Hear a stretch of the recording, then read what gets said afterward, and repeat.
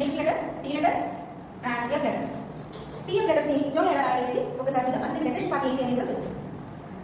Latest party అనేది ఒకసారి చూద్దాం. ఎస్ రాయాలి సాధిస్తూ రాయాలి. సో మనీ ఇంగ్లీష్ పట్టేసి సాధిస్తూ రాయాలి. టీ లెటర్ రాసే విధానం అంతేగాని ఇలా రాయకూడదు, ఇలా రాయాలి. అలాగే స్ట్రైట్ గా చూడండి. స్లీపింగ్ పెట్టేసి స్ట్రైట్ గా రాసారు అంటే అది క్యాపిటల్ టీ కాస్త క్యాపిటల్ జే స్పెల్లింగ్ మిస్టేక్ వచ్చే అవకాశం ఉంది కాబట్టి షేప్ అనేది మనకి ఇలాగే రాయాలి. తర్వాత మీరు రాసేటప్పుడు మనకి షేప్ రావట్లేదు, మాకు ఇబ్బందిగా ఉంది అంటే ఇలా వస్తుంది అనుకుంటే మీరు చేయాల్సింది ఏంటి అంటే స్లీపింగ్ పెట్టండి. స్లీపింగ్ పెట్టి స్లాంట్ రాసి రాయాలి. చూడండి స్లీపింగ్ పెట్టు స్లాంట్ రాసి కలవాలి. అంతేగాని పర్పట్ కూడా స్ట్రైట్ గా స్లాంట్ పెట్టి కలవాలి.